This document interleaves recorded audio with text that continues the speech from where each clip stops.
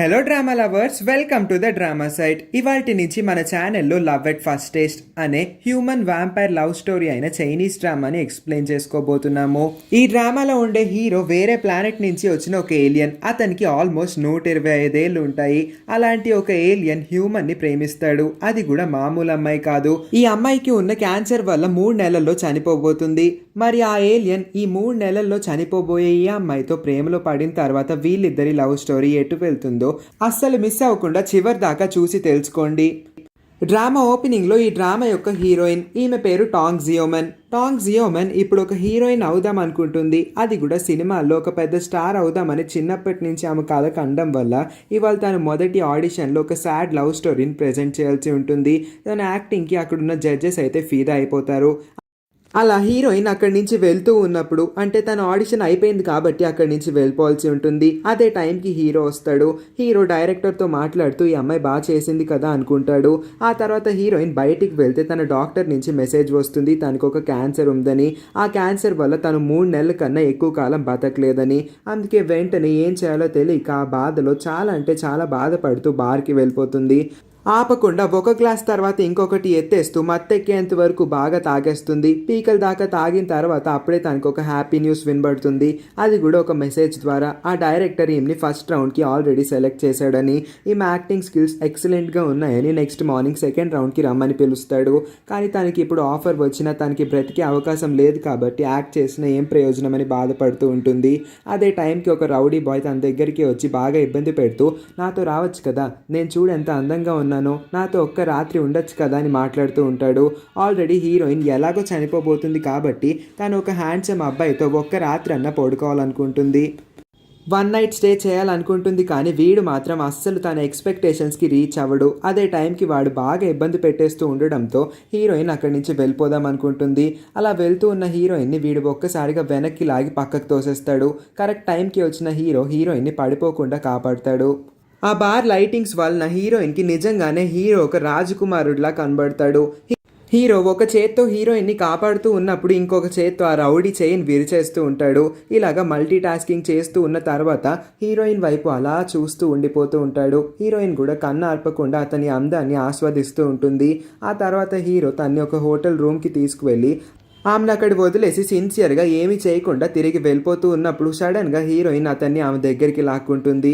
First ఈమె proceed అవ్వడం వల్ల వాళ్ళిద్దరూ ఎక్కువ తాగేయడం వల్ల కంట్రోల్ తప్పి ఒకరినొకరు కిస్ చేసుకుంటారు. అలా వాళ్ళ పని వాళ్ళు కంటిన్యూ చేస్తూ ఉన్నప్పుడే హీరో కన్ను ఒక ఏలియన్ కన్ను, అంటే ఒక వ్యాంపైర్ కన్నులా కనిపిస్తుంది. నెక్స్ట్ మార్నింగ్ ఇద్దరు కళ్ళు తెరుస్తారు. ముందు హీరోయిన్నే లెగుస్తుంది కాబట్టి తన పక్కన వేరే అబ్బాయి. ఆ అబ్బాయి ఎవరో కూడా తనకి ఇప్పటి వరకు తెలియదు. అలాంటి వాడితో తను 1 నైట్ స్టే చేసిందని తెలిసిన తర్వాత అతనికి మొహం కూడా చూపించకుండా తన సామాన్లన్నీ సర్దుకొని అక్కడి నుంచి సైలెంట్గా వెళ్ళిపోదాం అనుకుంటుంది. కానీ అనుకోకుండా తన స్కూల్ ఐడి కార్డ్ మాత్రం మర్చిపోయి వెళ్ళిపోతుంది. తన స్కూల్లో లైబ్రరీలో బుక్ చదువుతున్నా సరే ఈ హ్యాండ్సమ్ హీరోని తన లోకి వస్తూ ఉంటాడు. అలా తన బుర్ర మొత్తం ఈ హీరోని నిండిపోయేసరికి సడన్గా తన ముందు హీరో ప్రత్యక్షమయ్యి, నేను గుర్తున్నానా, నా గురించి ఆలోచిస్తూ ఉన్నట్టున్నావే, పర్లేదు నేను చాలా అందంగా ఉంటాను, నన్ను నువ్వు ఎంతసేపు కావాలన్నా చూడొచ్చు అని చెప్పి బాగా అడ్వాన్స్ అయిపోతూ ఉండడం వల్ల తను అక్కడి నుంచి తప్పించుకొని వెళ్ళిపోదాం అన్నప్పుడు, ఇదిగో ఇది నీ స్కూల్ ఐడి కార్డ్, ఇది కావాలంటే నువ్వు నా దగ్గరికి రావాలి, రాకపోయావంటే నిన్ను స్కూల్లో కూడా రానివ్వరు అని చెప్పి పరిగెత్తుకుంటూ వెళ్ళిపోతూ ఉంటాడు. హీరోయిన్ ఏమాత్రం తగ్గకుండా అతన్ని పట్టుకుందామని తన ఐడి కార్డ్ కోసం చాలా ప్రయత్నిస్తుంది. చివరికి తన ఐడి కార్డ్ లాక్కుందాం అనుకున్నప్పుడు హీరో సడన్గా మాయమైపోయి తనకు ఒక్కసారిగా షాక్ తగిలిస్తాడు.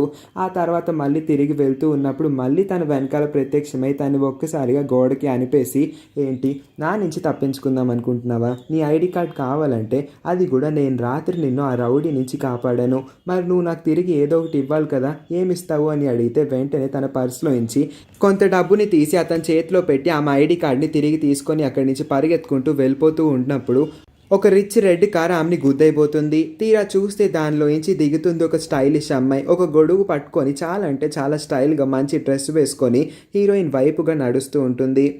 ఈ అమ్మాయి పేరు టాంగ్ రాంగ్మెన్. టాంగ్ జియోమెన్, టాంగ్ రాంగ్మెన్ వీళ్ళిద్దరూ అక్కా చెల్లెళ్ళు. హీరోయినే ఆ అమ్మాయి కన్నా కొంచెం పెద్దదయ్యి ఉంటుంది. వీళ్ళిద్దరికి ఎప్పుడు పడుతూ ఉండేది కాదు. అసలు ఈ టాంగ్ రాంగ్మెన్కి హీరోయిన్ అంటే అస్సలు నచ్చదు. ఇప్పుడు టాంగ్ ఒక ఫేమస్ హీరోయిన్. ఎంత ఫేమస్ అంటే ఆమె కోసం పడి చచ్చిపోయేంతమంది మేల్ ఫ్యాన్స్ కూడా ఉంటారు ఆమె కోసం.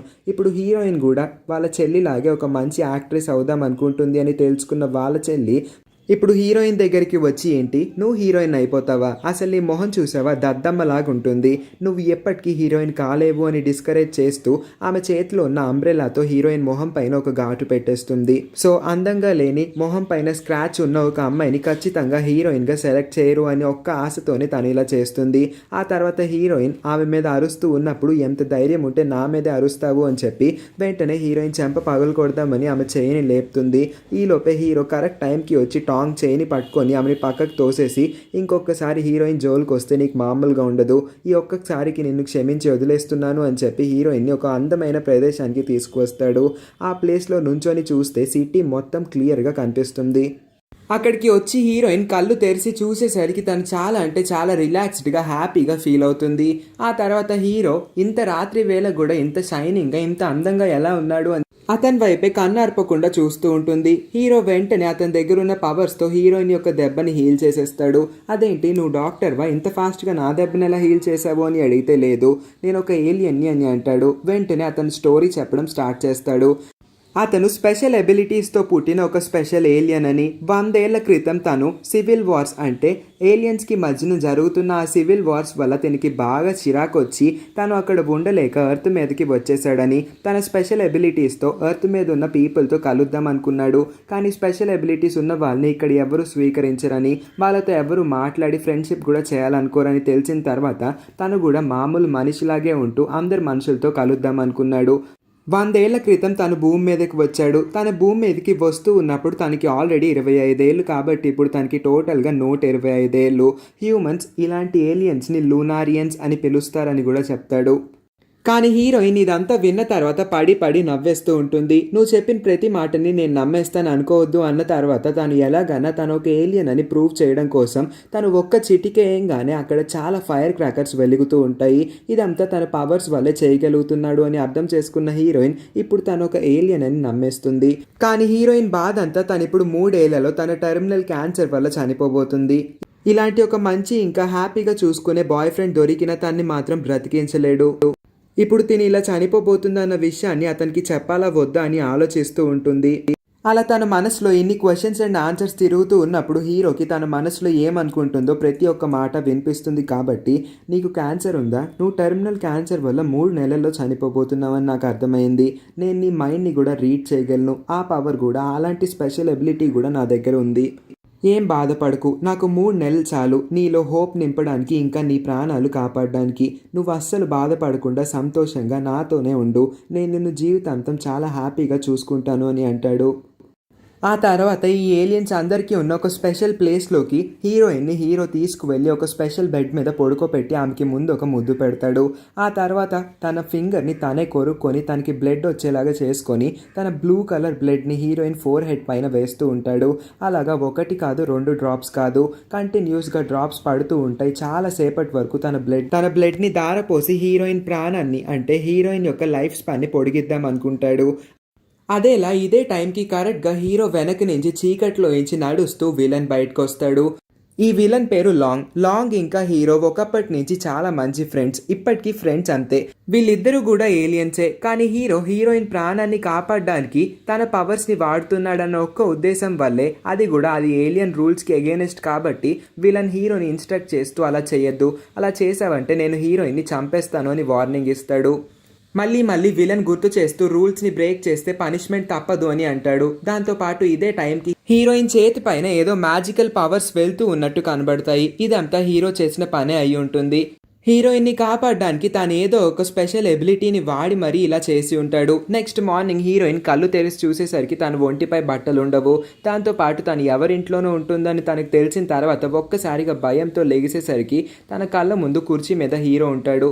అదేంటి నేను ఇక్కడికి ఎలా వచ్చాను, నా డ్రెస్ ఎక్కడికి వెళ్ళింది, నా చేతికి తాడేంటి, ఆ తాడికి బాల్స్ ఏంటి, ఇవి నేను పీకేస్తున్నాను, అసలు ఇవి నాకెందుకు కట్టావు అని అనగానే హీరో కంగారు పడుతూ అవి పీకద్దు, అవి పీకావంటే నీ ప్రాణాలకే ప్రమాదం అని వస్తూ ఉన్నప్పుడు బై మిస్టేక్గా ఉండగా తను కాలు జారి హీరోయిన్ ఒళ్ళో పడతాడు. అప్పటికి హీరోయిన్ డ్రెస్ కూడా వేసుకోలేదు. మళ్ళీ హీరోయిన్ ఒళ్ళో పడేసరికి తనకు కొంచెం అన్కంఫర్టబుల్ ఫీలింగ్ రావడం వల్ల హీరో జుట్టు పీకేస్తూ ఉంటుంది.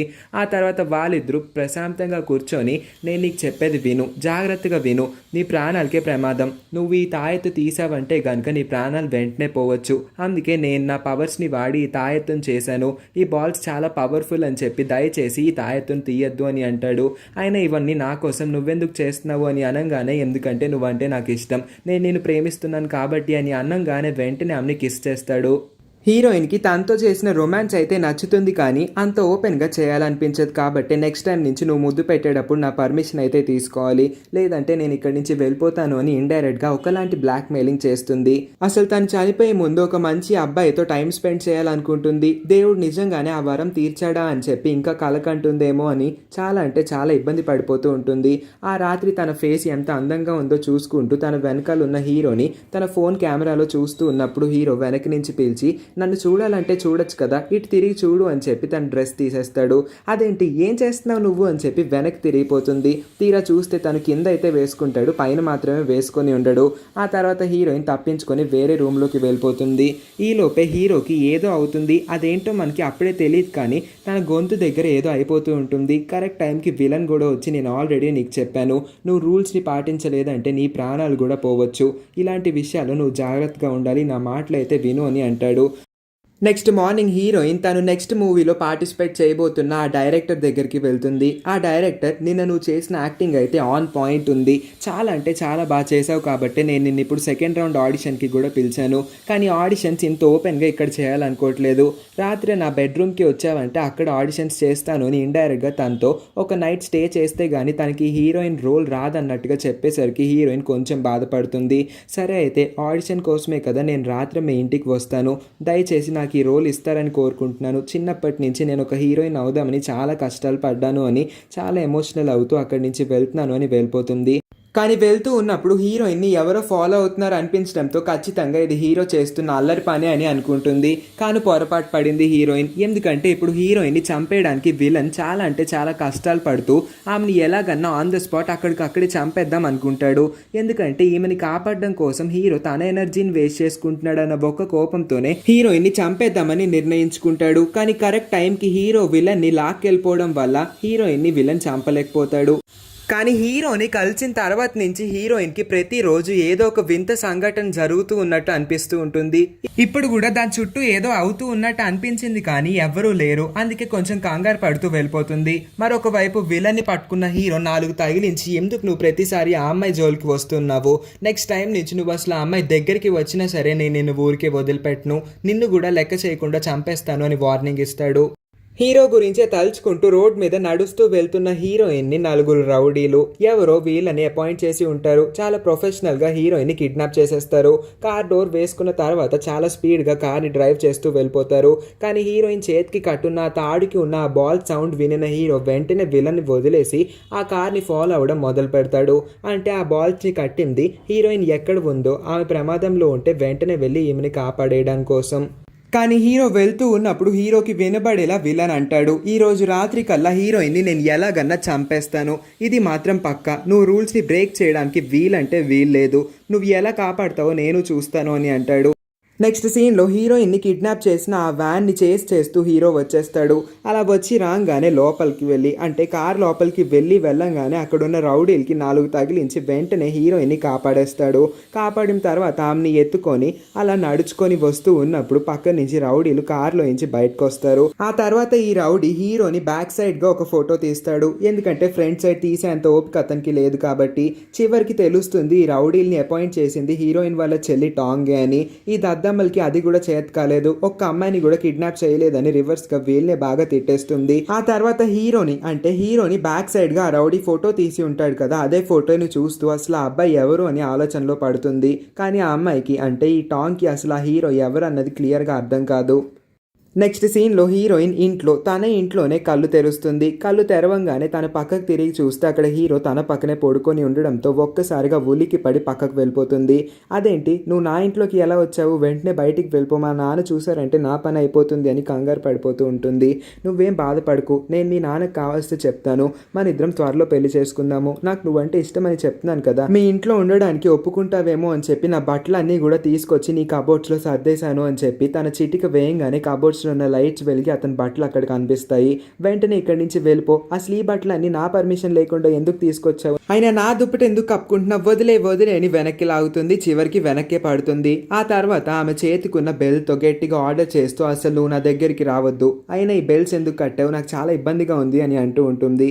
హీరోయిన్కి ఇంకా తెలియదు ఆ బెల్ట్స్ ఉండడం వల్లే హీరో తన్ని వెంటనే కాపాడగలిగాడని. అదే టైంకి హీరోయిన్కి ఆ డైరెక్టర్ మెసేజ్ చేసి ఇవాళ నీ సెకండ్ రౌండ్ అని మర్చిపోయావా, రాత్రి మా ఇంటికి రాని అంటాడు.